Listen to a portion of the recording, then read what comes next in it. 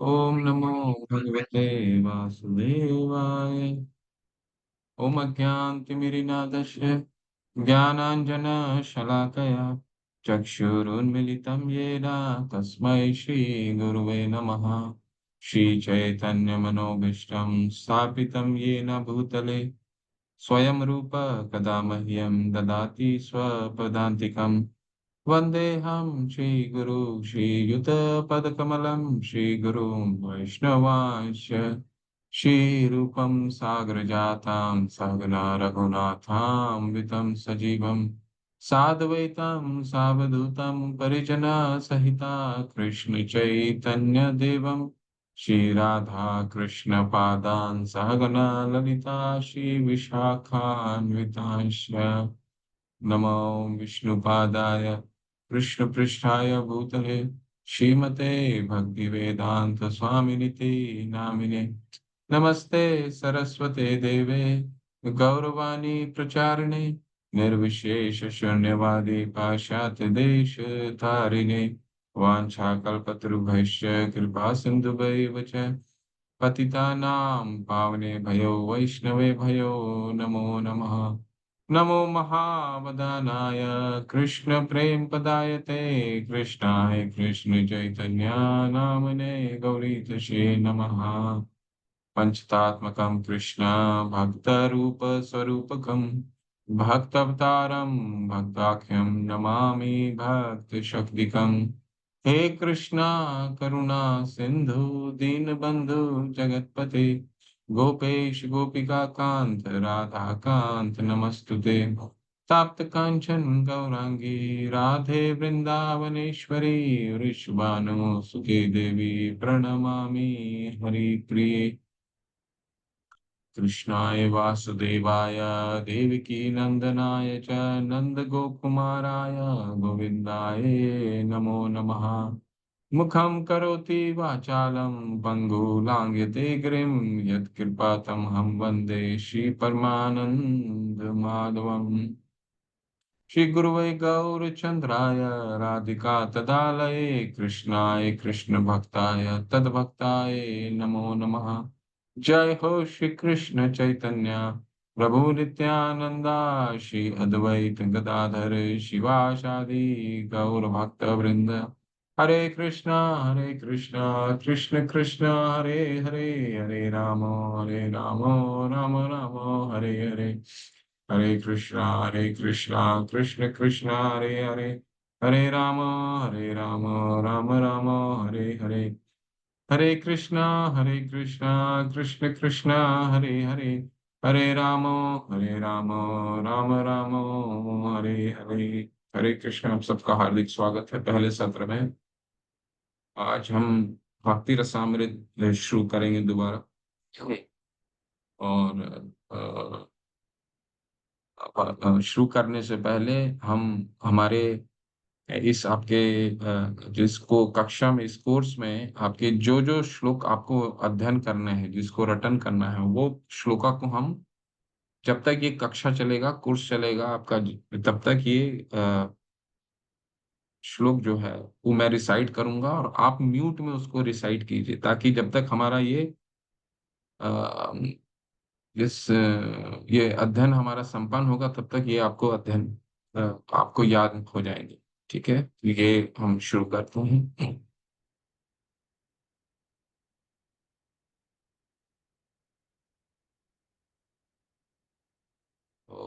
Nectar of devotion या भक्ति रसामृत सिंधु, इनके चार श्लोक हैं जिसको आपको अध्ययन करना, जिसको आपको याद करने हैं। ठीक है, वो पहला श्लोक है। देखिए बहुत महत्वपूर्ण, चारों श्लोक बहुत महत्वपूर्ण है। अन्य अभिलाषिता शून्यम ज्ञान कर्मा धनावृतम अनुकूलेन कृष्णा अनुशीलनम भक्तिरुत्तमा। अन्यभिलाषिता शून्यं ज्ञानकर्मा धनावृतम् अनुकूलेन कृष्ण अनुशीलनं भक्तिरुत्तमा। सर्व उपाधि विनिर्मुक्तं तत्पर्तवेन निर्मलं हर्षिकेन ऋषिकेश सेवनं भक्तिरुच्यते। सर्व उपाधि विनिर्मुक्तं तत्पत्वेन निर्मलं ऋषिकेन ऋषिकेश सेवनं भक्तिरुच्यते। अतः श्रीकृष्ण नामादि न भवेत् ग्राह्यम् इन्द्रियः सेवोन्मुखे हि जिह्वादौ स्वयम् एव स्फुरति। अतः श्रीकृष्ण नामादि न भवेत् ग्राह्यम् इन्द्रियः सेवोन्मुखे हि जिह्वादौ स्वयम् एव स्फुरति। अनासक्त्य विषयान् यथार्हम् उपयुञ्जतः निर्बन्धः कृष्ण सम्बन्धे युक्तं वैराग्यमुच्यते। अनासक्तस्य विषयान् यथार्हम् उपयुञ्जतः निर्बन्ध कृष्ण सम्बन्धे युक्तं वैराग्यम् उच्यते।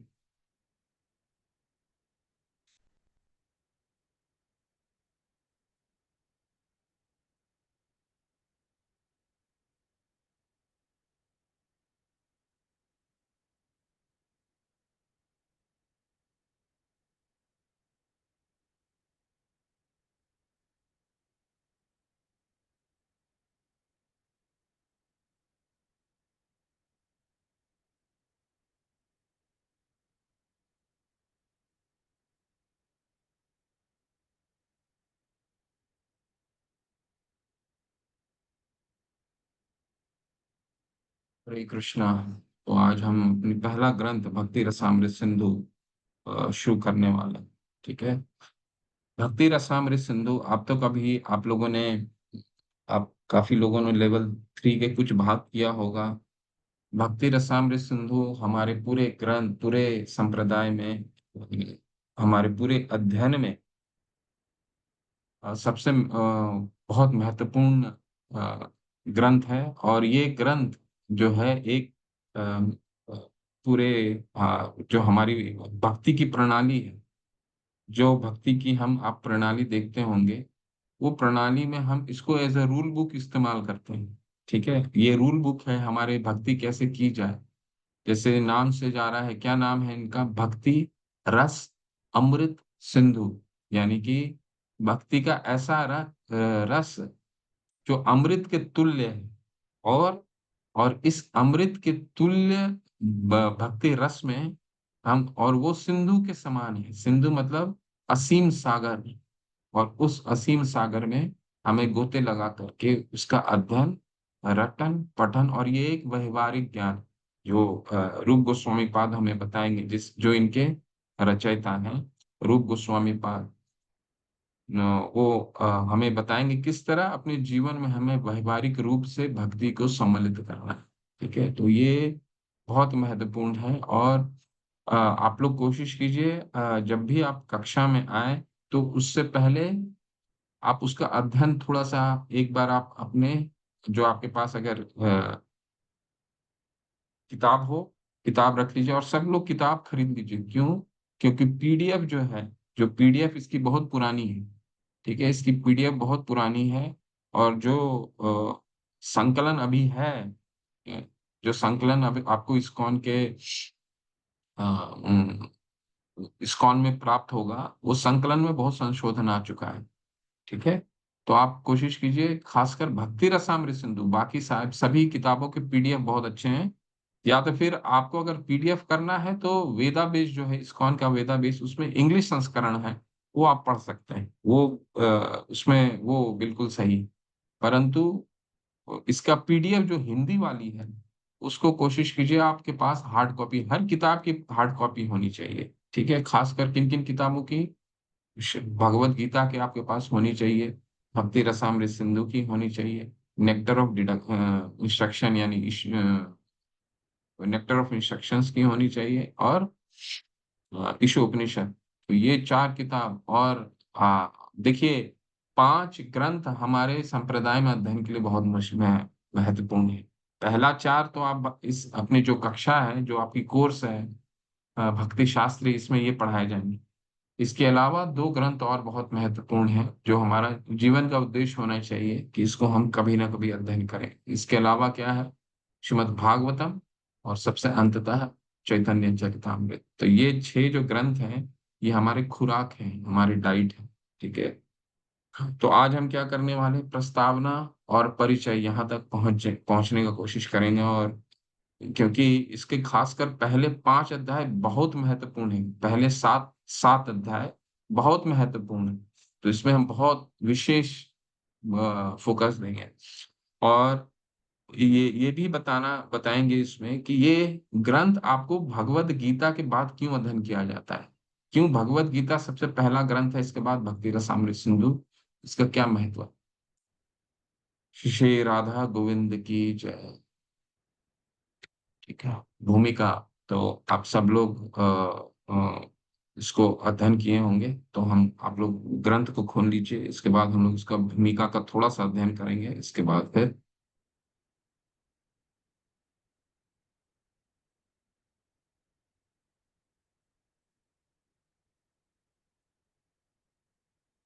आपकी उपस्थिति कक्षा में बहुत महत्वपूर्ण है। और आपको अगले स्तर में जाने के लिए आपको उपस्थिति कोशिश कीजिए कि आप करीबन 90 से 95% आप इस पूरे लगभग 5 महीने का साइकिल है। जिन्होंने पहले ग्रंथ कर लिया है कुछ, तो वो पहले निकल सकते हैं, लेकिन ये आपकी उपस्थिति अटेंडेंस बहुत महत्वपूर्ण है अगले सत्र में जाने के लिए।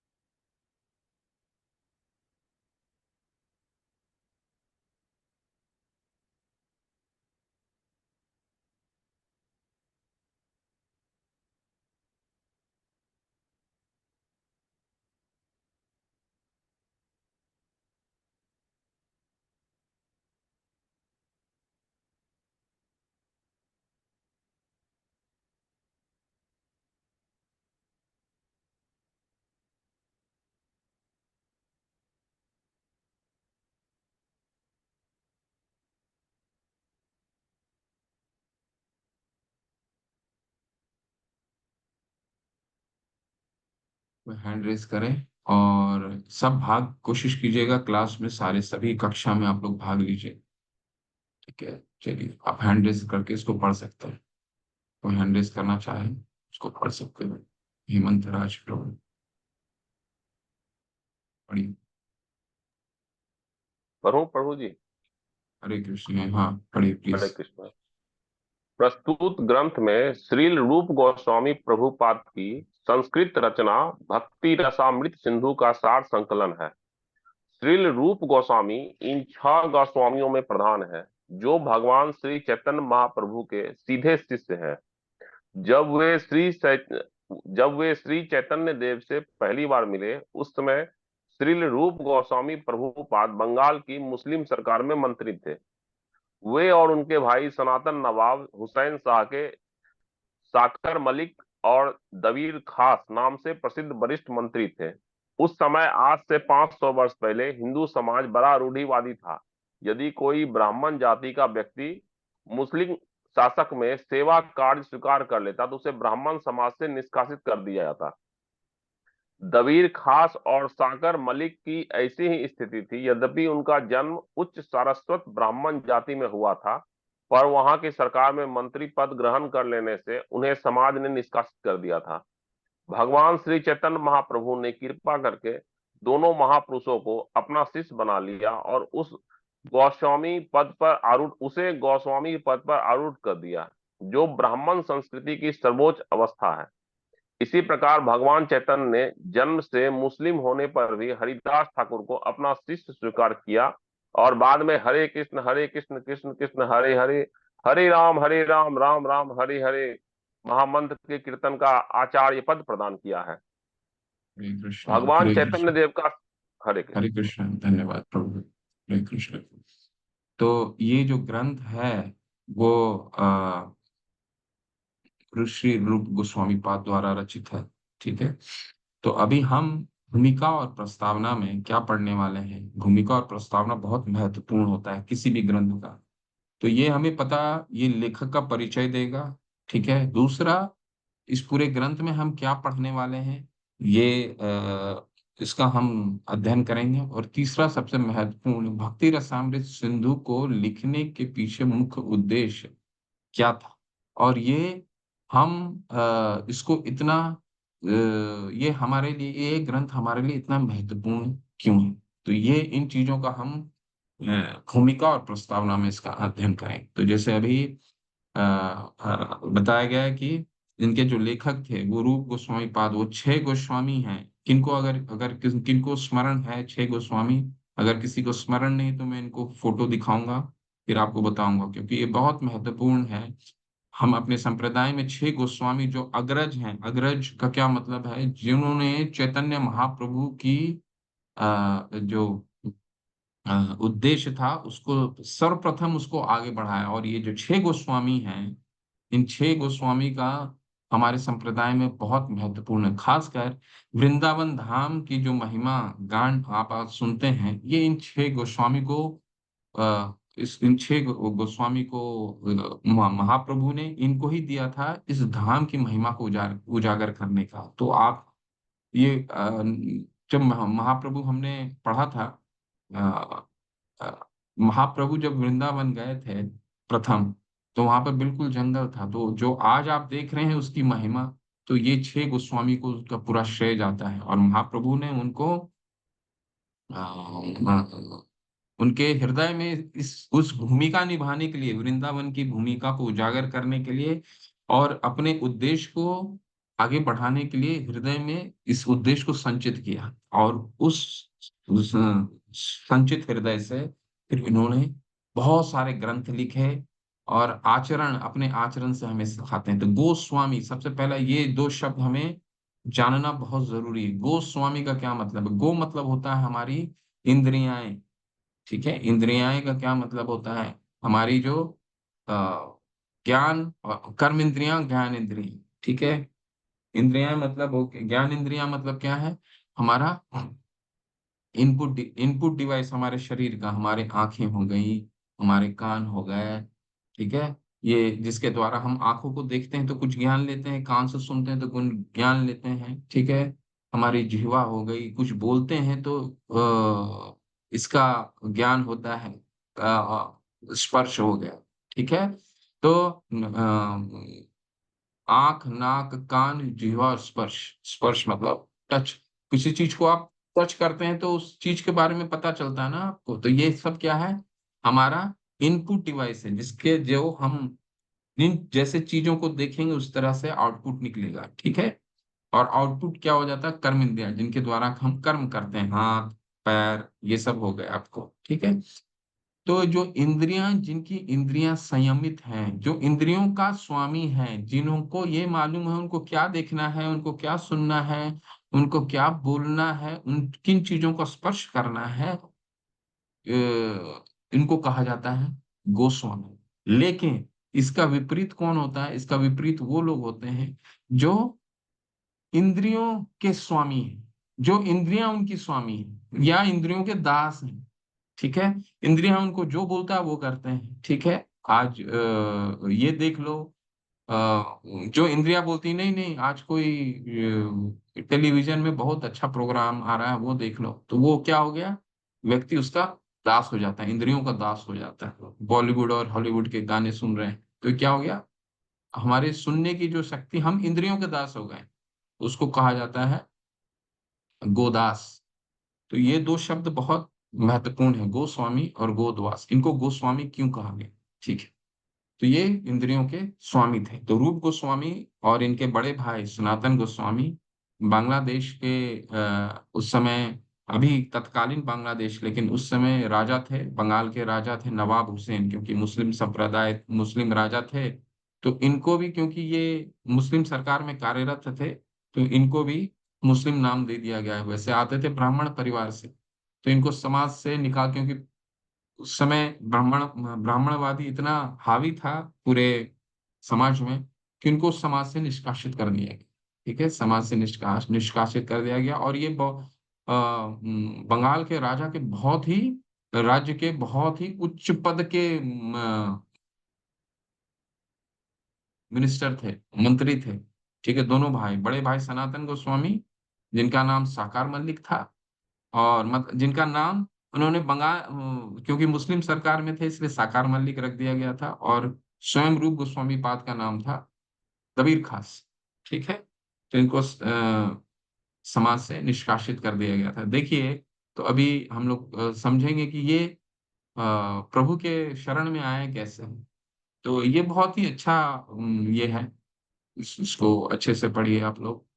बहुत भूमिका बहुत अच्छा लिखा हुआ है, पढ़िए, और कोई पढ़ना चाहते हैं तो doctor Aditya ji, please unmute करके पढ़िए प्लीज। हरे हरे कृष्णा प्रभु जी। हरे कृष्ण, प्लीज। श्रीला प्रभुपाद जी की जय। मेरे पास जो ग्रंथ है दरअसल उसमें थोड़े से वर्ड इधर उधर है, तो मैं पीडीएफ से ही पढ़ देता हूँ। भगवान चैतन्य देव का सिद्धांत सार्वभौम है। जो कोई श्री कृष्ण के तत्व को जानता हो और उनकी सेवा के परायण हो, उसे ब्राह्मण वंश में जन्मे व्यक्ति से श्रेष्ठ समझा जाता है। संपूर्ण वैदिक शास्त्रों, विशेषतः भगवत गीता, श्रीमद् भागवत तक मूल सिद्धांत यही है। भगवान चैतन्य महाप्रभु के आंदोलन के इसी सिद्धांत को भक्ति रसामृत सिंधु में दिखाया गया है। इसके द्वारा कोई भी व्यक्ति गोस्वामी पद पर आरूढ़ हो सकता है। भगवान चैतन्य महाप्रभु की दबीर खास और साकर मलिक नामक इन दोनों भाइयों से भेंट मालदा जिले के रामकेली ग्राम में हुई थी। उस भेंट के बाद दोनों ने सरकारी सेवा को त्याग कर भगवान चैतन्य देव के शरणागत हो जाने का निश्चय किया। यही दबीर खास परवर्ती काल में रूप गोस्वामी कहलाए।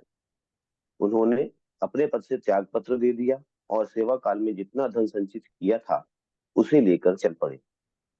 चैतन्य चैतामृत में वर्णन है कि स्वर्ण मुद्राओं के रूप में उनका संचित धन करोड़ों रुपए तक का था और उससे एक बड़ी नाव भर गई। उन्होंने अपने इस धन का बड़े ही आदर्श रूप से विभाजन किया, जिसका भक्तों को विशेष रूप से और मानवता को सामान्य रूप से पालन करना चाहिए। संचित संपत्ति का आधा भाग कृष्ण भावना भक्ति पुरुषों अर्थात ब्राह्मणों और वैष्णवों को दिया गया, 25% बंधु बांधवों में वितरित कर दिया गया और शेष 25% आपातकाल और निजी कठिनाइयों के लिए रख छोड़ा। बाद में जब साकर मलिक ने भी त्याग पत्र देना चाहा तो नवाब बहुत उद्विग्न हुआ और उन्हें जेल में डाल दिया। साकर मलिक ने, जो परवर्ती काल में श्रील सनातन गोस्वामी नाम से ख्यात हुए, अपने भाई के निजी धन का लाभ उठाया जो गांव के एक धनी के यहाँ जमा था, और उसके द्वारा वे शहंशाह के कारागार से भाग निकले। इस प्रकार वे दोनों भगवान श्री चैतन्य महाप्रभु के साथ सम्मिलित हो गए। हरे कृष्ण प्रभु। धन्यवाद। देखिए, गोस्वामी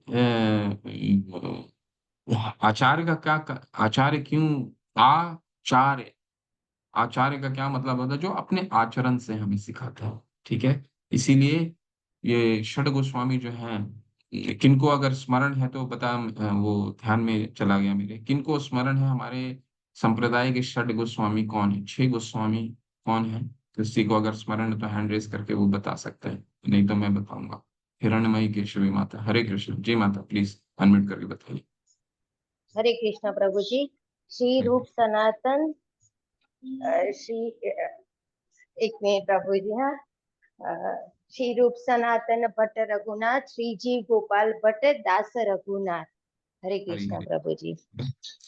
रूप गोस्वामी, सनातन गोस्वामी जिनका हम अभी चर्चा सुन रहे हैं, सनातन गोस्वामी बड़े भाई, रूप गोस्वामी उनके छोटे भाई, उनके भतीजे थे जीव गोस्वामी, जो बहुत ही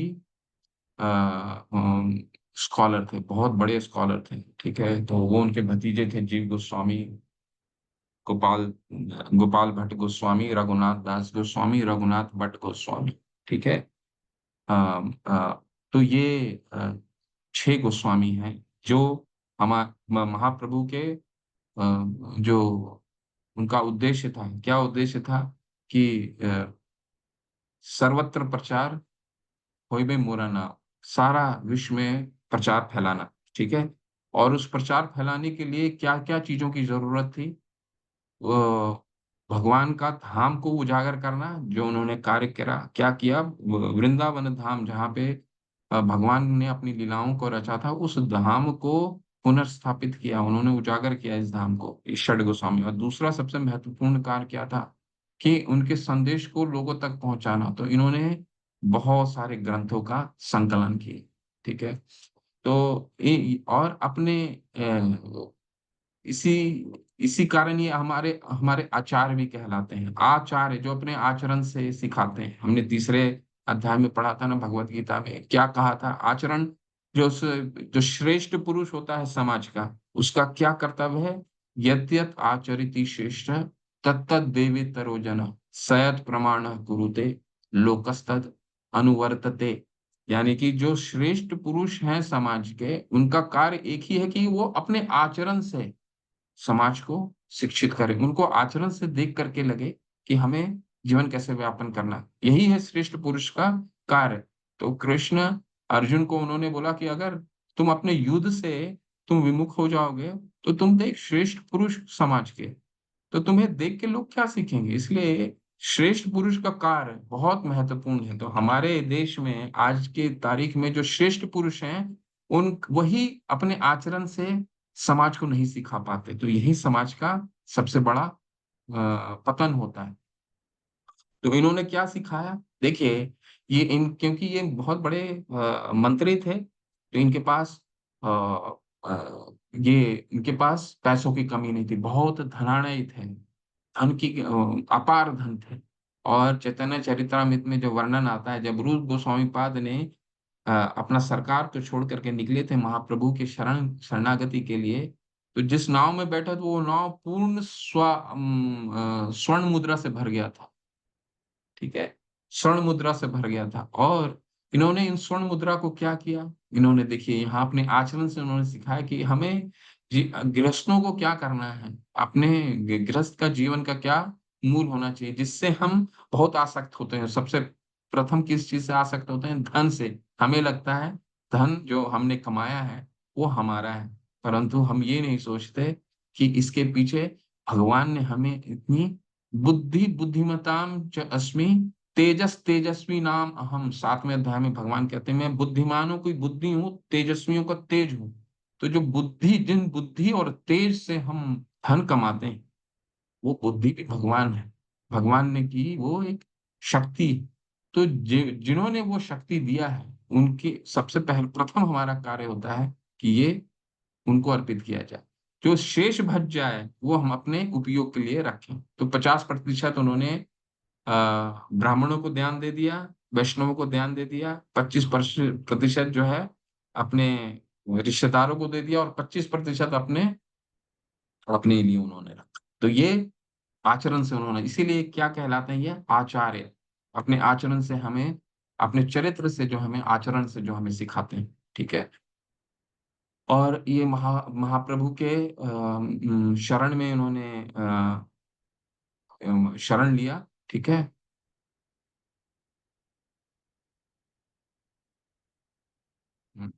ये बहुत सुंदर हम सारे तात्पर्य को नहीं पढ़ेंगे, जो बहुत मुख्य मुख्य मुख्य मुख्य हैं।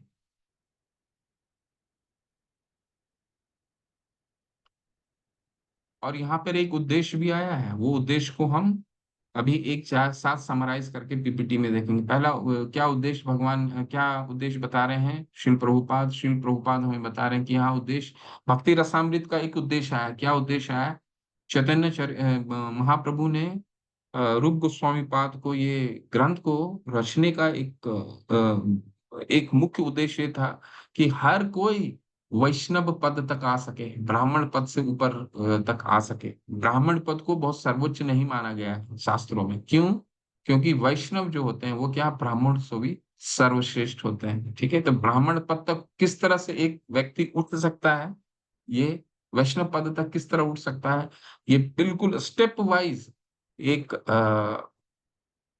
वाइज प्रोसेस यहाँ पे इस ग्रंथ में बताया जाएगा, ठीक है। किस तरह एक ब्राह्मण पद से भी ऊपर एक व्यक्ति जा सकता है, ठीक है। हरे Krishna. Uma Sharma ji, please Hare unmute करके कृष्ण। पढ़िए। हरे कृष्ण हरे माता। कृष्ण प्रभु जी। श्री भक्ति का अर्थ है सेवा करना। किसी भी सेवा में कुछ ना कुछ आकर्षण होता है, आकर्षण रहता है, जिससे सेवा उसमें निरंतर लगा रहता है। इस जगत में हम निरंतर किसी न किसी प्रकार की सेवा में लगे रहते हैं और इस सेवा का उद्दीपन है वो आनंद जो हमें उससे मिलता है। पत्नी और संतान के स्नेहवश गृहस्थ दिन रात अथक परिश्रम करता है। परोपकारी भी इसी प्रकार प्रेमावश बृहद परिवार के लिए कार्य करता है। और जो राष्ट्रवादी है वो अपने देश और देशवासियों के लिए प्राणपण से प्रयास करता है। वो शक्ति जो परोपकारी गृहस्थ और राष्ट्रवादी को अपने अपने कार्यों में लगाए रखती है उसका नाम रस है, जो अति मधुर है। भक्ति रस लौकिक कर्मियों के साधारण रस से भिन्न है। लौकिक कर्मी दिन रात एक ऐसे रस को भोगने के लिए परिश्रम करते हैं जो वास्तव में इंद्र तृप्ति है। ऐसे रस का स्वाद अधिक देर तक नहीं रहता और इसलिए लौकिक कर्मियों में अपने भोगने की अवस्था को निरंतर बदलते रहने की प्रवृत्ति रहती है।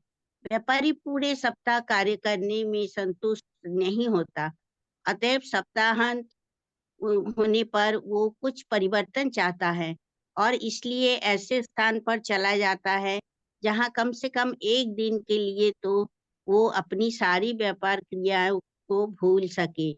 सप्ताह का अंत विस्मृति में खोकर वो फिर अपनी स्थिति को बदलकर व्यापार क्रिया में संलग्न हो जाता है। हरे कृष्ण प्रभु जी। और पढ़ू। और पढ़िए, इसके बाद फिर मैं इसको सारांश में बताता हूँ। आगे आगे पढ़िए आप, बहुत सुंदर है। जी। किसी परिस्थिति अथवा स्थिति विशेष को स्वीकार कर लेना और फिर कुछ समय बाद त्याग देना लौकिक कार्यकलाप का यही स्वरूप है। इसी को भोग त्याग कहते हैं। जीवात्मा निरंतर ना तो इंद्रिय तृप्ति में रह सकता है और ना त्याग में। निरंतर परिवर्तन चलता रहता है। हमें इनमें से किसी भी अवस्था में सुख नहीं मिलता क्योंकि हमारा शाश्वत स्वरूप इन दोनों से भिन्न है। इंद्रिय तृप्ति अधिक समय तक नहीं रहती, अतएव उसे चपल सुख कहते हैं। उदाहरण के लिए एक साधारण मनुष्य दिन रात अथक परिश्रम करके अपने परिवार वालों को सुख देने में सफल होता है और इससे उसे एक प्रकार के रस की अनुभूति है। परंतु जैसे ही उसका जीवन समाप्त हो जाता है, ईश्वर शरीर के साथ ही प्राकृतिक सुख में भी प्राकृतिक सुख में की हुई सब उन्नति भी समाप्त हो जाती है। हरे अतएव कृष्ण। नास्तिक बस, के हरे कृष्ण माता, हरे कृष्ण। हरे कृष्ण, धन्यवाद। प्रभुपाद जी ने कितना सुंदर से हमें समझाया है। चपल सुख, ये जो शब्द है ये हमें हमेशा स्मरण रखना चाहिए। चपल सुख, चपल सुख का क्या मतलब है? वो सुख जब बचपन से हम, चपल मतलब होता है टेम्परेरी, जो हमेशा टेम्पररी रहता है। तो ये हम जीवन भर इसी सुख के पीछे भागते हैं। ठीक है, चपल सुख इसको कहते हैं टेम्परेरी। तो प्रभु परीक्षित महाराज जब सुख मुनि से पूछते हैं कि यहाँ पे, जैसे मैंने आपको शुरू में बताया, गोस्वामी और गोदास के बीच, गोदास कौन होते हैं?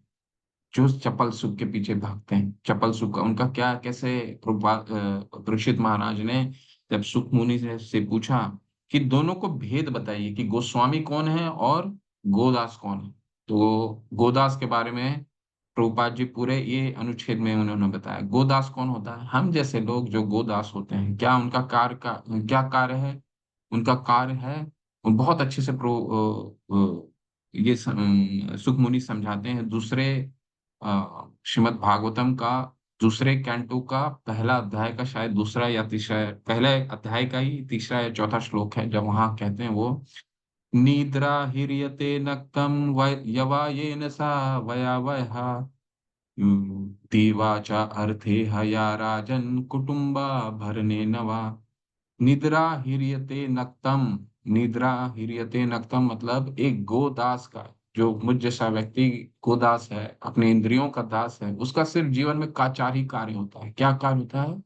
रात में सोना, निद्रा हिरियते नक्तम, यवा ये नशा वया वया, और रात में सोना, मैथुन, दूसरा। ठीक है, तीसरा सुखमुनि क्या बताते हैं? सुखमुनि बताता है निद्रा च ह्रियते नक्तम यवायेन स वयावय, यानी नींद, रात्रि में सोना और मैथुन, और दिन में क्या कार्य कार्य है? दीवाचा अर्थे हया राजन, और दिन में धन कमाना। दीवाचा अर्थे, अर्थ, अर्थ यानी कि धन कमाना।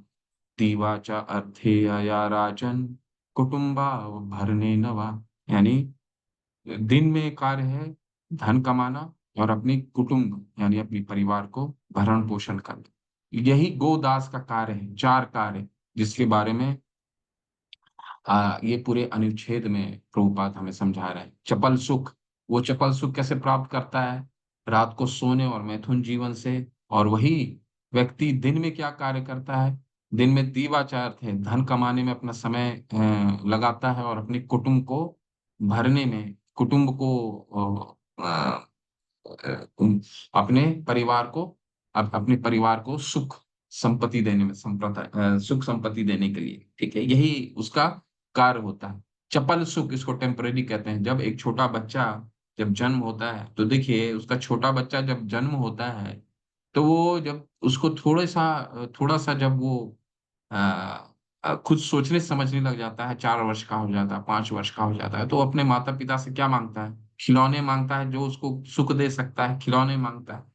और वो खिलौने मांगता है, वो खिलौने से खेलता है, पर कभी भी एक खिलौने से खुश नहीं होता। तो ये जो चपल सुख है हमारे बचपन से शुरू हो जाता है और ये जीवन भर चलता है। ये जो हैबिट है हमारा, ये जो व्यवहारिक है, ठीक है, इसलिए हमारे माता एज अ पेरेंट हमारा बहुत ज्यादा जीवन में रोल है अपने बच्चों को किस तरह परवरिश करें। तो जब छोटा बच्चा होता है, खिलौने मांगता है, एक खिलौने से संतुष्ट नहीं होता, उस खिलौने को तोड़ देता है, माता पिता से बोलता है मुझे नया खिलौना दो, क्योंकि अब जो आपने खिलौना दिया है मेरा उससे अब मन भर गया है।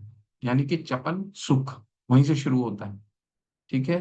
तो माता पिता ने खिलौने देते हैं, नया तरीका देते हैं, मोबाइल देते हैं, से लोग खेलते हैं, कई तरह की चीजें देते हैं, फिर उससे मन भरता है, बच्चा एक बड़ा होता है, ठीक है, बड़ा होता है तो उसका सुख और बदलता है, ठीक है।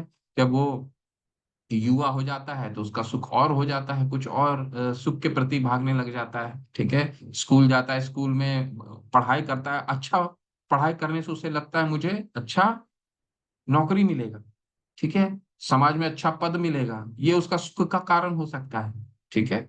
कोई गलत नहीं है, समाज में इसकी भी जरूरत है। जब हम ईशोपनिषद हम पढ़ेंगे तो भगवान वहां पे बताया जाएगा विद्याम च अविद्याम च यस्तद वेदो उभयम सह, दोनों की आवश्यकता है, परंतु वो अविद्या है जो हमें चपल सुख देता है, ठीक है। हमें अविद्या का ग्रहण करना है तभी तक जब तक हम अपनी विद्या को सपोर्ट कर रहे हैं, ठीक है। तो वो अच्छा पढ़ाई करता है, अच्छा पठन करता है, समाज में अच्छा प्रतिष्ठा पाता है, परंतु उससे भी वो प्रसन्न नहीं रह सकता, क्योंकि वो भी चपल सुख है, ठीक है। क्योंकि नौकरी करता है, अच्छा समाज में पद पाता है, तो वहां भी उसको कई कठिनाइयों का सामना करना पड़ता है, कई कठिनाइयों से उभरता है, फिर नई कठिनाई आती है, वृद्ध होता है तो बच्चे बड़े हो जाते हैं, बच्चों को पालन पोषण करना है, बच्चा अगर सेटल हो गए तो वो उनका सुख है, ठीक है। तो सारा जीवन बच्चों को सुख में अपने आप को जोड़ता है। जब बच्चे सुखी होकर के कहीं और जब चले जाते हैं, नौकरी करने लग जाते हैं, तो फिर वो बच्चों के साथ, क्योंकि उन्होंने सारा जीवन चपल सुख में लगाया, ठीक है, छोटे छोटे खुशियों को देखता रहा, बच्चों के साथ जुड़ने, खुशी जोड़ने का कोशिश करते हैं और बच्चों के पास जाने लग जाते हैं, वही खुशी है उनकी, वही खुशी है उनकी, परंतु ये खुशी हमेशा चपल रहता है, इसको कहते हैं चपल सुख, ठीक है। तो हमें रूप गोस्वामी पाद इस शास्त्र में बताएंगे कि हमें जीवन में किन भक्ति सेवा क्या है, भक्ति को क्या कैसे उदाहरण दिया गया है। भक्ति मतलब प्रीति पूर्वक सेवा, ठीक है। भजते, इस हम पढ़ते हैं ना भजते, छठा अध्याय का 47वां श्लोक क्या कहता है? अम, योग में सबसे श्रेष्ठ वो है जो मुझे भजता है, प्रीति पूर्वक मुझे भजता है। भजना मतलब सेवा, ठीक है। तो भक्ति का मतलब हो गया योगी नाम अपि सर्वेशम मत गतेर अंतरात्मना श्रद्धावान भजते यो माम। भजना मतलब सेवा, प्रीति पूर्वक, भक्ति का मतलब होता है प्रीति पूर्वक सेवा, ठीक है। और वो सेवा से हमें क्या ऐसा सुख प्राप्त होता है जो कभी खत्म नहीं होता, जो संपन्न नहीं होता, जो शाश्वत है, जो चपल नहीं है। ठीक है। तो रूप गोस्वामी पाद हमें, देखिए कितना अच्छा अच्छा उदाहरण है कि एक बिजनेसमैन एक कार्य का काम करता हुआ व्यक्ति, प्रभुपाद समझा रहे हैं ना कि साल भर काम करता है, मंडे से लेकर सोमवार से लेकर के शुक्रवार तक काम करता है, थक जाता है, और शनिवार को ऐसे ऐसे प्रोग्राम करता है, ठीक है, कि ताकि वो उसका थकान मिट जाए। ठीक है। छुट्टी के दिन में अपना सारा समय इनको थकान को मिटाने में लगा देता है। पूरा साल काम करता है और सोचता है 15 दिन हम कहीं जा करके वेकेशन मनाएंगे। परंतु वेकेशन से वापस आता है, हो सकता है वेकेशन में उसको बहुत सुख प्राप्त होता है, परंतु जब वो वेकेशन से वापस आता है, छुट्टियों से वापस आता है, तो वही दुखालयम शाश्वतम, ये भगवान ने इस पूरे जगत को दुखालयम, ये दुखों का घर, सुख और दुख आने आते रहेंगे इस, ठीक है, वेकेशन के बाद फिर वही जीवन। ठीक है। तो ये चपल, तो हम भक्ति रसामृत सिंधु हमें सिखाएगा कि इस सुख से दूसरे तरफ हमें कैसे जाना, ऐसा सुख जो कभी भी समाप्त नहीं। ठीक। देखिए यहाँ पे कितना सुंदर वर्णन आता है, परंतु यहाँ से पढ़िए कोई।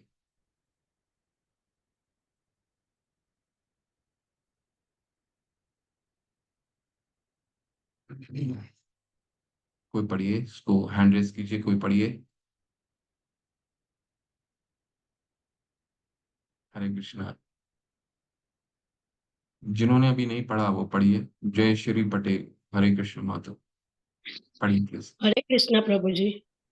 हरे कृष्ण माधव जी, पढ़िए प्लीज। ये माता। परंतु भगवान की दिव्य प्रेम रची सेवा के अनुभव में आने वाला भक्ति भक्ति एक जीवन के अंत के साथ समाप्त नहीं होता, वह निरंतर बना रहता है, और इसीलिए वो उसे अमृत कहते हैं। संपूर्ण वैदिक शास्त्रों में इसका प्रमाण है। भगवत गीता कहती है, भक्ति रस में थोड़ी सी उन्नति भक्त को परम भय के अर्थात मानव जीवन के अवसर को खो देने से होने वाले भय से बचा सकती है। सामाजिक जीवन, पारिवारिक जीवन अथवा परोपकार, मानवतावाद, राष्ट्रवाद, समाजवाद, सांप्रवाद आदि बृहद पारिवारिक जीवनों के भावों से होने वाले रस इस बात की गारंटी नहीं दे सकते कि हमारा अगला जन्म भी मनुष्य के रूप में ही होगा। इस जीवन में अपनी वास्तविक क्रियाओं के द्वारा हम अपने अगले जीवन की रचना कर रहे हैं। जीवात्मा अपनी देह में जो काम करता है उसी के फल स्वरूप उसे अगले जन्म के देह की प्राप्ति होती है। इस सब क्रियाओं का लेखा जोखा देखे हाथ में है। भगवत गीता में इस देव को सबका प्रधान कारण बतलाया गया है। श्रीमद् भागवत में भी उल्लेख है कि पुनर्जन्म में नई देह की प्राप्ति देव नेत्रेन अर्थात भगवान के निर्देशानुसार होती है। साधारण अर्थ में देह भाव्य को कहते हैं। देव का विधान हमें 84 लाख योनियों में से उपयुक्त देह देता है। इसका चयन हमारी इच्छा के अनुसार नहीं, हमारे भाग्य के अनुसार होता है। यदि हमारे देह कृष्ण भावना भक्ति क्रियाओं में लगी हुई है, तो इस बात की गारंटी है कि अगले जन्म में हम कम से कम मनुष्य प्राप्ति का कहाँ गया, अगले जन्म में हम कम से कम मनुष्य की योनि तो अवश्य ही मिलेगी। यदि हरे कोई कृष्ण। कृष्ण प्राप्त। हरे हरे कृष्ण। कृष्ण प्रभु जी। धन्यवाद। देखिए कितना अभी दोनों को, चपल सुख और भक्ति सुख का, दोनों का निरंतर प्रभुपाद जी इसमें हमें कंपैरिजन बता रहे हैं, तुलना बता रहे हैं। चपल सुख क्या होता है कि जीवन भर एक व्यक्ति उस सुख के पीछे भागता रहता है, जो कभी भी उसको परमानेंट नहीं। ठीक है। जैसे मैंने उदाहरण से आपको समझाने का प्रयास किया, बच्चे से लेकर के वृद्धावस्था तक। ठीक है। दूसरा एक और उदाहरण आता है कि व्यक्ति अगर समाज से अपने परिवार से संतुष्ट हो गया हो, तो फिर वो समाज कल्याण की तरफ निकल जाता है। समाज कल्याण से निकलने के बाद साम्यवाद करने लग जाता है, फिर राजनीति मतलब इस तरह का प्रोग्रेशन उसका चलता है। ठीक है। परंतु भगवत गीता क्या कहती है यहाँ पे देखिए, कितना वह निरंतर रत, इसलिए अमृत कहते हैं। अमृत का क्या मतलब है? अमृत मतलब वो रस जो कभी भी समाप्त नहीं होता, इसी को अमृत कहते हैं। ठीक है। तो इसीलिए ये क्या है, ये जो भक्ति का रस है जिसको हम अध्ययन करने वाले हैं, इसको वो अमृत है, कभी भी खत्म नहीं होगा अगर हम जीवन में इसको व्यवहारिक रूप से अपना लिए। क्यों? क्योंकि हमें पता चल जाएगा कि हमारा हमारा अमृत सुख जो है, परमानेंट जो सुख है, ठीक है, वो कहाँ प्राप्त होगा। वो हम अगर इस ग्रंथ को अच्छे से अध्ययन कर लेते हैं तो ये हमें प्राप्त हो जाएगा।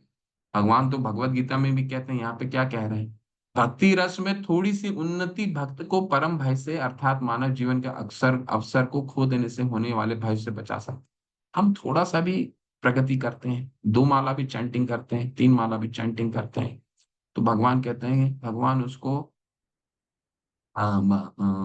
भगवान उसमें कह रहे हैं, नेहा विक्रम अनाशोस्ति प्रत्यवायो न विद्यते स्वल्पमस्य धर्म से त्रायते महतो भय। तुमको हर भय से इच्छा करेगा, उनसे भी तुम आगे बढ़ो। ठीक है। जो तू आवे एक पग में आऊ पग 60। हम एक पग भी पढ़ाते हैं, भगवान 60 पग आगे बढ़ाते हैं। कैसे? अपने शास्त्रों से। ठीक है। तो क्योंकि हमारे हृदय में बैठे हैं ना भगवान, इंद्रियार्थेश ईश्वर सर्वभूतानाम, अर्जुन को क्या कहते हैं, ईश्वर सर्वभूतानाम हृदय से अर्जुन तिष्ठति, मैं हृदय में हूँ अर्जुन। ठीक है।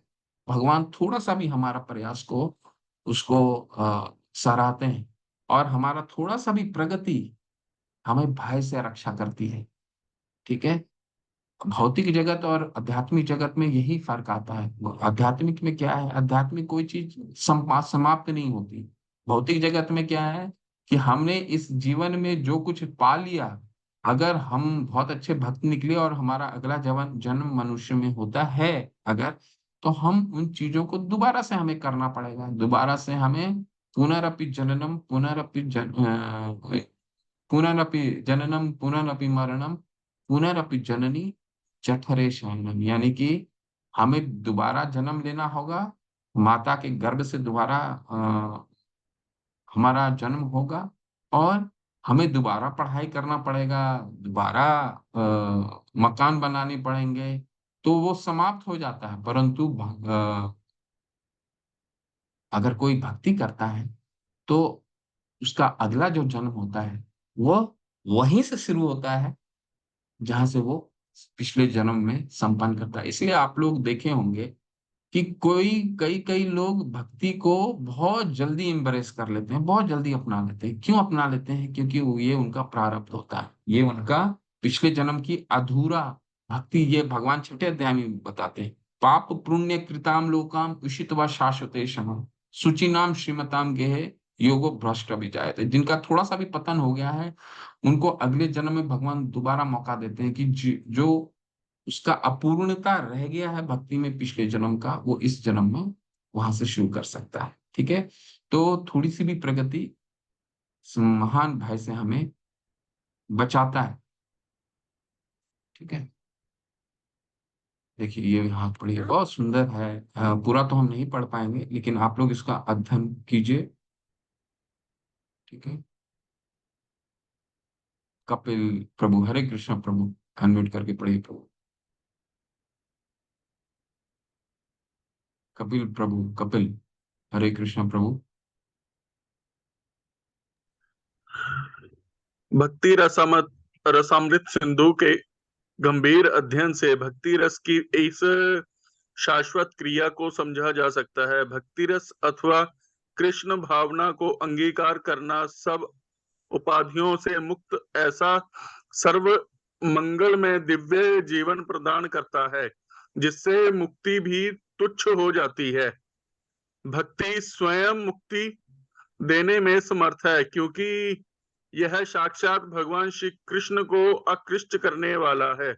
सामान्यतः कनिष्ठ भक्त भगवान अथवा श्री कृष्ण को देखने को उत्कंठित रहते हैं, परंतु वास्तव में हम उन्हें अपनी वर्तमान प्राकृतिक विकार में कुंठित इंद्रियों से नहीं दे सकते।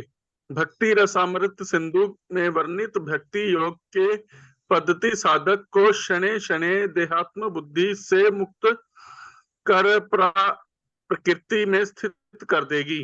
इस अवस्था में भक्त सब उपाधियों से मुक्त हो जाता है। तब तक दोषों से मुक्त हुई इंद्रियां निरंतर भक्ति रस के संयोग से निर्दोष हो जाती हैं।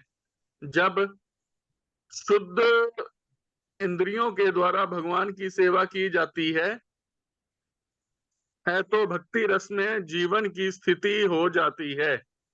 इस दिव्य जीवन में श्री कृष्ण की संतुष्टि के लिए किए गए कार्यों का नित्य निरंतर आस्वादन हो सकता है। भक्ति योग में नियोजित होने पर सब प्रकार सब प्रकार के रस शाश्वत हो जाते हैं। प्रारंभ में आचार्य के आश्रय में विधिवत भक्ति की शिक्षा, प्रभु जी थोड़ा ऊपर करना,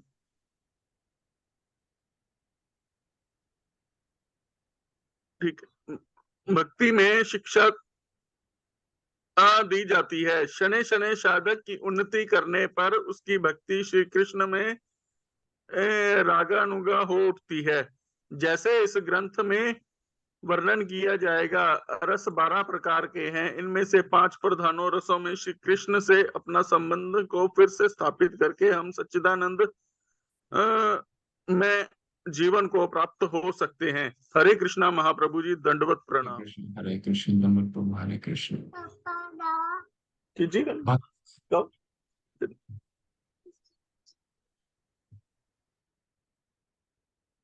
तो भक्ति रसामृत सिंधु एक गंभीर अध्ययन है, एक सीरियस, जैसे मैंने आपको बताया, ये हमारा रूल बुक है, इसको हम अपने जीवन में उतारते हैं। और इस किताब के अनुसार ही जितने भी आप मंदिरों में जो इस्कॉन के मंदिरों में आप पूजा विधि, अर्चना विधि की जो प्रक्रिया है, सब भक्ति रसामृत सिंधु के द्वारा है। तो भक्ति रसामृत सिंधु जो है ये ये बहुत ही महत्वपूर्ण ग्रंथ है। और इस ग्रंथ का मुख्य देखिए उद्देश्य क्या है? शनै शनै साधक की उन्नति करने पर उसकी भक्ति कृष्ण में, श्री कृष्ण में रागानुगा हो उठती। तो हम अभी देखेंगे कि इस पूरे ग्रंथ को, ये कल हम देखेंगे, इस पूरे ग्रंथ को किन किन भागों में विभाजित किया गया। वैसे 4 भाग में विभाजित किया गया है। हम इसके सिर्फ 2 भाग पढ़ेंगे, जो हमारे इस कोर्स में है 2 भाग, ठीक है।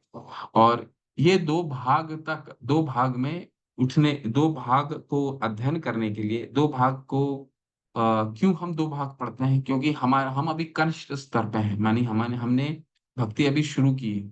तो ये पहला जो अध्ययन है, पहला हमारा 2 भाग को हम पढ़ते हैं, सामान्य भक्ति और वैदिक भक्ति, जिसको हम अध्ययन करेंगे। अगर इसको हम पढ़ते हैं तो हमारा धीरे धीरे धीरे, सिर्फ अगर हम प्रैक्टिस करते जाते हैं तो हमारे भगवान में राग उत्पन्न होता है, ठीक है। इसको हम अच्छे से हम कल के दिन पढ़ेंगे, ये कैसे उत्पन्न होता है। साधना भक्ति का पालन करते करते राग उत्पन्न होने का प्रक्रिया के बारे में बताया जाएगा, ठीक है। तो भक्ति रसामृत सिंधु जो है एक बहुत ही सिस्टमेटिक स्टडी है, ठीक है। एक बहुत ही नियोजित किया हुआ एक अध्ययन है, ठीक है।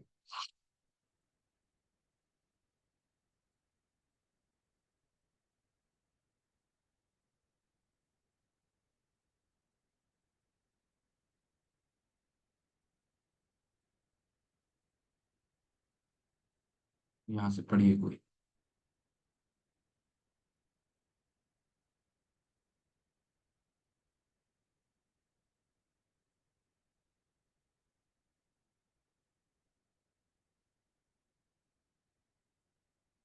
हरे कृष्ण। प्रियंका अरुणा माता, हरे कृष्ण। हरे कृष्ण प्रभु जी। प्लीज। भक्ति रसामृत सिंधु ग्रंथ हमें ऐसे आचरणीय अथवा व्यवहारिक निर्देश देगा जिनके द्वारा इस प्राकृत जगत में भक्ति परायण जीवन व्यतीत कर हम इस जन्म में और अगले में भी अपनी संपूर्ण अभिलाषाओं को प्राप्त कर सकते हैं। भक्ति रसामृत सिंधु का उद्देश्य संसार की किसी विधि को धिक्कारना नहीं है, अपितु इस प्रयास का उद्देश्य धार्मिकों, दार्शनिकों और सामान्य लोगों को श्री कृष्ण से प्रेम करना सिखाना है। लौकिक असुविधाओं से बचना बुरा नहीं है, परंतु साथ ही श्री कृष्ण से प्रेम करने की कला सीख लेनी चाहिए। इस समय हम अपनी प्रेम करने की प्रवृत्ति को कितने ही प्रकार से इधर उधर लगाने का प्रयास कर रहे हैं, परंतु वास्तव में देखें तो पाएंगे कि यथार्थ सार अर्थात श्री कृष्ण हमसे दूर हैं। पेड़ की जड़ को छोड़कर हम उनके तनों और पत्तों पर जल दे रहे हैं, अपनी देह को नाना प्रकार के सुख देने का प्रयास कर रहे हैं, परंतु उदर में भोजन पहुंचाना भूल गए हैं, श्री कृष्ण को भुला बैठे हैं। उसको अपने स्वरूप की भी विस्मृति है। असली स्वरूप का साक्षात्कार और श्री कृष्ण का साक्षात्कार एक साथ है। प्रातःकाल अपने को देखने का अर्थ यह है कि सूर्योदय को भी देख लिया है। सूर्य के प्रकाश के बिना कोई अपने को नहीं देख सकता। इसी प्रकार श्री कृष्ण के साक्षात्कार के बिना स्वरूप साक्षात्कार नहीं हो सकता। भक्ति रसामृत सिंधु विशेष रूप से उनके लिए है जो कृष्ण भावनामृत आंदोलन में संलग्न है। मैं अपने सब मित्रों और शिष्यों को सविनय धन्यवाद देता हूं जो संपूर्ण जगत में कृष्ण भावनामृत आंदोलन को फैलाने में मुझसे सहयोग कर रहे हैं। मेरे प्रिय शिष्य श्रीमद जयानंद ब्रह्मचारी को साधुवाद है। उनके उदार अनुदान के इस ग्रंथ का प्रकाशन हुआ है। अंत में इस महान ग्रंथ का ध्यानपूर्वक प्रकाशन करने के लिए हरे कृष्ण प्रेस के निर्देशक धन्यवाद के पात्र हैं। हरे कृष्ण।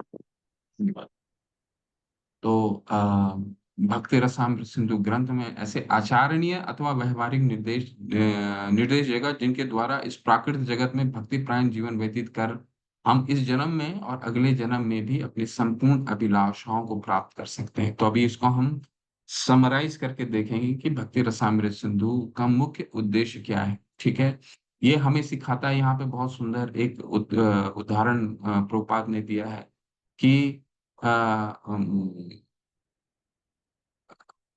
भक्ति रसामृत सिंधु से हम ये सीख पाएंगे कि हम जिस चपल सुख के पीछे भाग रहे हैं वो क्यों ऐसा है।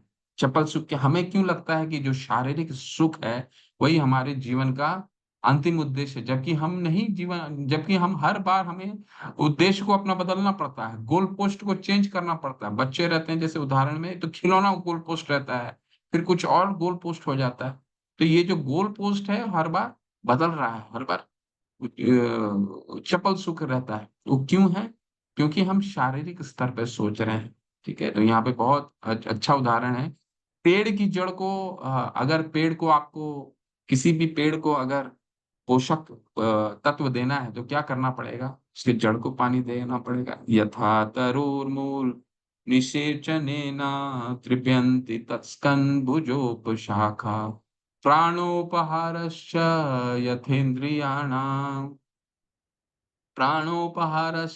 यथेन्द्रियाणाम यथा, यानी कि यथा तरोर मूल निषेचनेना, यानी कि अगर मूल में हम पानी देते हैं, पेड़ के जड़ में अगर पानी देते हैं, यथा तरोर मूल निषेचनेना तृप्यन्ति तत्स्कंद भुजोप शाखा, यानी कि उसकी शाखाओं को, उसके ब्रांचेस को, उसके टहनियों को, उनको पत्तों को स्वतः ही पोषण मिल जाता है। ठीक है, प्राणोपहारश यथेन्द्रियाना, प्राणोपहारश, अगर हम उदर को यानी अपने स्टमक को, पेट को अगर हम अपना भोजन देते हैं तो हमारा शरीर स्वतः ही शरीर के हर भाग को पोषण तत्व मिल जाता है। हमें आंखों को अलग से पोषण देने की जरूरत नहीं है, हाथ को पोषण देने की जरूरत नहीं है, पैर को पोषण देने की नहीं जरूरत है। ठीक है, तो अगर हम अपने आत्मा को अगर हम संतुष्ट करते हैं तो देखेंगे कि हमारा जीवन जो है वो सुख से भर जाता है। शारीरिक स्तर पे हम सोच करते हैं तो चपल हो जाता है। जीव के आत्मा के स्तर पे अगर हम इसको सुख प्रदान करते हैं तो परमानेंट हो जाता है। ठीक है, तो मूल को देना है पानी, ये कह के बता रहे हैं। ठीक, इसको हम समरी में देख लेते हैं कि इसका मुख्य उद्देश्य क्या है, फिर हम अपना आज का सत्र संपन्न करेंगे। और ये आपको स्मरण होना चाहिए, भक्ति रसामृत सिंधु क्यों, इसके मुख्य उद्देश्य इसको हमने पढ़ लिया है।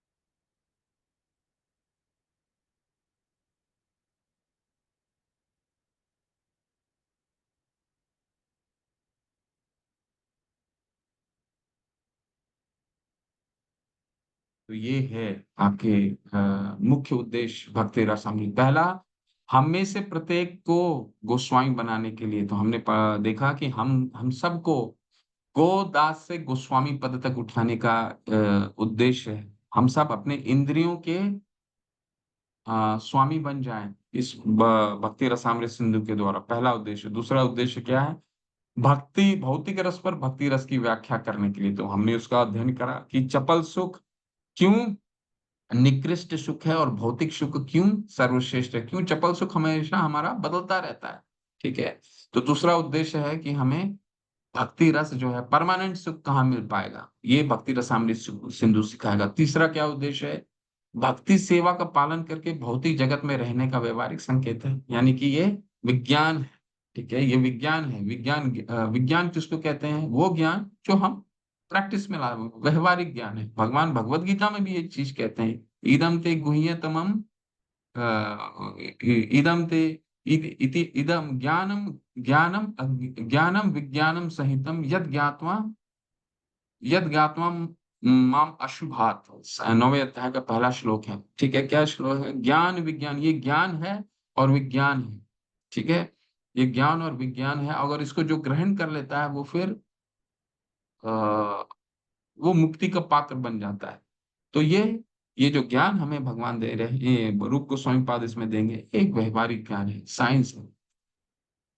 चौथा क्या है, 5 अलग अलग रसों को में मूल प्रेम को उत्तेजित करना। तो 5 अलग अलग रस कौन कौन के रस हैं, शांत रस हैं, वात्सल्य है, साक्य है, दास्य है और माधुर्य है। ठीक है, इन 5 रसों में इन 5 रसों, भगवान तो क्या है, अखिल रसामृत सिंधु, भगवान क्या है, अखिल रसामृत मूर्ति। भगवान में सभी रस है, सारा रस है, भगवान सारे रसों का आगाड़ है, भगवान अखिल रसामृत मूर्ति। ठीक है, भगवान है। तो इस ग्रंथ के द्वारा हम अपने जीवन में इन रसों को उत्तेजित करें, ताकि उन रसों के द्वारा हम भगवान से जुड़ सकें। ठीक है, अब जैसे हनुमान जी थे, हनुमान जी क्या, भगवान के दास्य रस में जुड़े हुए हैं, भगवान के दासत्व भाव, अर्जुन सखा भाव में।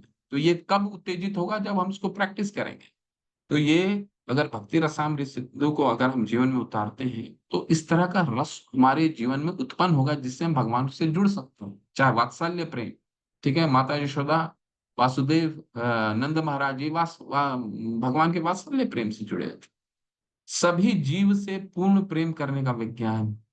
ठीक है, सभी जीव भगवान हमें, ये क्योंकि ये गोस्वामी पद तक ऊपर उठाएगा। तो गोस्वामी क्या है, सबसे सर्वश्रेष्ठ भक्तों के 3 श्रेणियां होती हैं, आप लोगों हम जानते होंगे, तो आप आगे जानेंगे। सबसे उच्चतर भक्त कौन होता है, उत्तम भक्त, उत्तमा भक्त।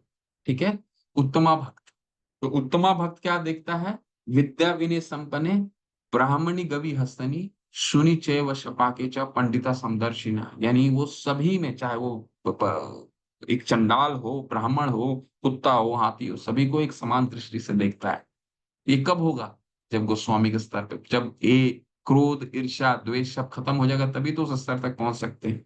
और अंत में क्या है, अभ्यास करने वाले भक्तों को भक्ति में जीवन का पोषण कर, जो प्रैक्टिस में भक्ति का प्रैक्टिस जो कर रहे हैं, उनके उनके भक्ति को और दृढ़ता देना, ये भी भक्ति रसामृत सिंधु का एक उद्देश्य है। तो ये 6 मुख्य उद्देश्य है, इसको स्मरण कर लीजिए। इस पे दोबारा कल चर्चा होगा, आपको सबको याद होना चाहिए। ये 6 मुख्य है, गोस्वामी पद तक ऊपर उठाना, भक्ति रस जो है वो चपल सुख से, भौतिक रस से क्यों सर्वश्रेष्ठ है, इसका व्याख्या है। तीसरा, इसका मुख्य उद्देश्य है जीवन जीवन में कैसे व्यवहारिक रूप से हम इसको ला सकते हैं, ये सिखाता है। चौथा क्या सिखाता है? चौथा है जो हम रस है, भगवान अखिल रसामृत सिंधु, अखिल रसामृत मूर्ति है, तो उन रसों को उत्तेजित करना, ये इस ग्रंथ का उद्देश्य है। पांचवा क्या है?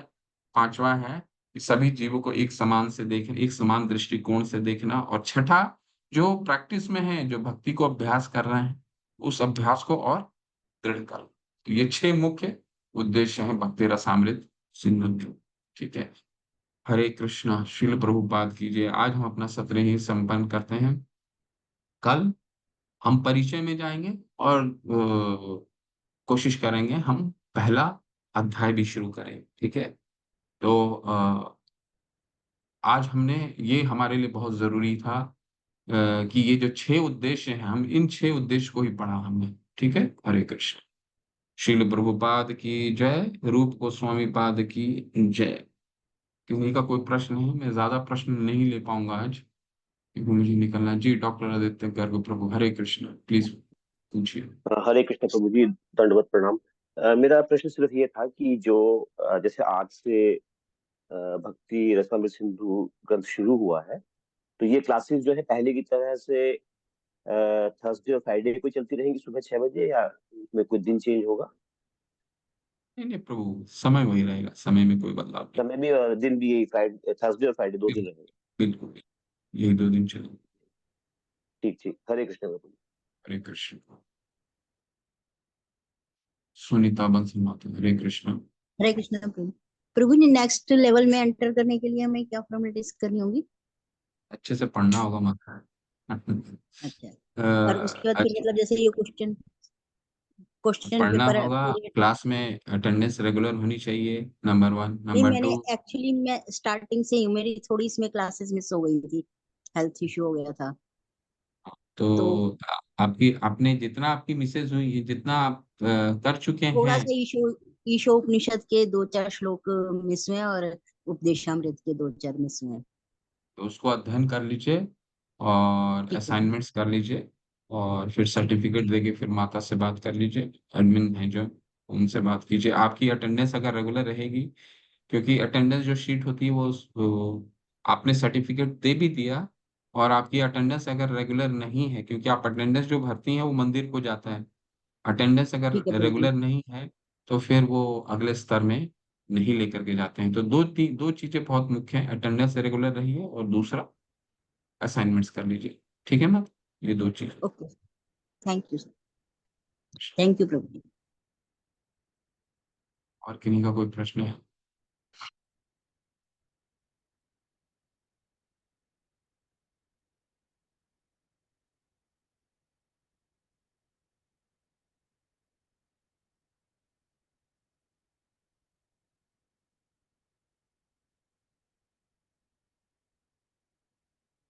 सुधीर प्रसारी प्रभु, हरे कृष्णा। क्या पूछ रहे हैं? दिस इज आमुख इन माई बुक एंड भूमिका। नहीं नहीं, आमुख और भूमिका दोनों अलग अलग हैं प्रभु, दोनों अध्ययन कर लीजिए। ये आमुख हुआ है, भूमिका अभी भूमिका हम संक्षेप में पढ़ेंगे, पूरा नहीं पढ़ेंगे। ठीक है, भूमिका आप लोग पढ़ लीजिए, आमुख एंड भूमिका दोनों। ठीक है, दोनों पढ़ लीजिए। कल हम भूमिका 15-20 मिनट भूमिका पढ़ेंगे, फिर पहला अध्याय में चलेंगे। हरे कृष्णा। प्रियंका अरोड़ा माता, हरे कृष्णा। अनम्यूट कीजिए माता प्लीज। हरे कृष्ण प्रभु जी। प्रभु जी, हम एक्चुअली हम भागवत की क्लास हम नहीं अटेंड कर पाते हैं, क्योंकि वो टाइम जोन हमारा अलग है। तो अच्छा अच्छा। अब अगर अटेंडेंस में हमें हमेशा उसको हम नो करते हैं, तो आप बोले कि वो मंदिर में जाएगा, तो हम नेक्स्ट लेवल में नहीं जा सकते फिर?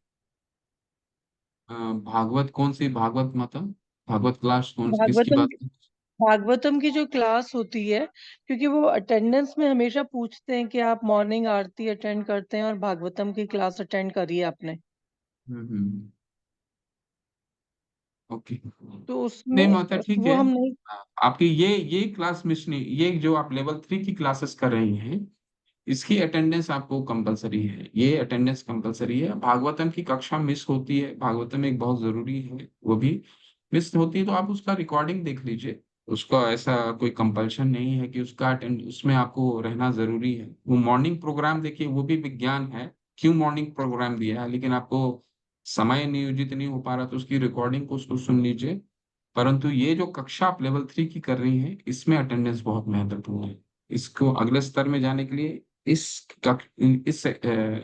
लेवल 3 का अटेंडेंस महत्वपूर्ण है माता। ठीक है, ठीक है जी, हाँ जी, ठीक है। हरे कृष्ण। थैंक यू प्रभु। हरे कृष्ण।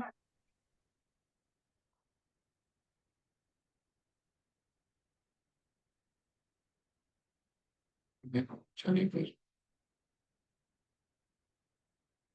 आदित्य प्रभु, आपका और भी कोई प्रश्न है? आपका हैंड रेज है।